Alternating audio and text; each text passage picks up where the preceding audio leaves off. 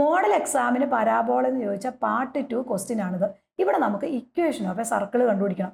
അതായത് length of a latus rectum എന്ന് പറയുന്നത് നമുക്ക് ഈ ഒരു ഡിസ്റ്റൻസ് ആണ് നമുക്കറിയാം. ഇവിടെ ഫോക്കസ് ആണ്. ഫോക്കസ് എന്ന് പറഞ്ഞാൽ നമുക്ക് ഫസ്റ്റ് പാർട്ടിൽ കിട്ടിയിട്ടുണ്ട് 20 ആണ്. അപ്പോൾ നമുക്ക് end of a latus rectum കണ്ടുപിടിക്കണം. അപ്പോൾ ഈ കോർഡിനേറ്റ് എൽ എന്ന് പറയുന്നത് നമുക്ക് ഏതായിരിക്കും? ഇവിടെ എസ് കോർഡിനേറ്റ് A2A ആണ് നമ്മുടെ ഫോർമുല വരുന്നത്. അപ്പോൾ 2 and 4 വരും.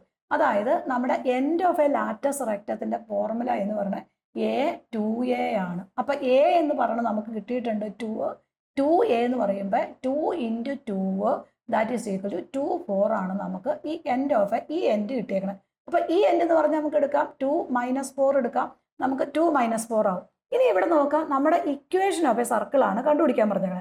സെൻറ്റർ 0 0 ആണ്. ഈ 0 0 സെൻറ്റർ വെച്ചിട്ട് ഈ end of a latus rectum, ഈ ലാറ്റസ് റെക്റ്റൻ്റെ എൻഡിലേക്ക് വരുന്ന കോർഡിനേറ്റ് 2 4 ആണ്. അപ്പോൾ ഈ സെൻറ്ററിൽ നിന്ന് ഈ ഡിസ്റ്റൻസ് ആയിരിക്കും നമ്മുടെ റേഡിയസ് ആർ എന്ന് പറഞ്ഞത്. അപ്പോൾ റേഡിയസ് ആർ എന്നാ മക്കളെ? That is equal to origin centre ഓരോ കോർഡിനേറ്റ് 0 0 ആണ്. അപ്പോൾ 0 - 2 ദ ഹോൾ സ്ക്വയർ വരും. 0 - 2 the whole square plus 0 - 4 the whole square വരും.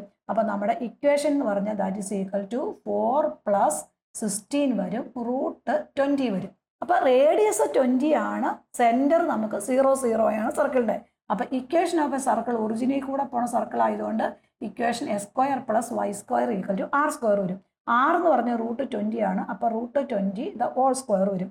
അപ്പോൾ ഇക്വേഷൻ ഓഫ് എ സർക്കിൾ എന്ന് പറഞ്ഞാൽ S² + Y² = 20 ആയിരിക്കും ആൻസർ എന്ന് പറയുന്നത്.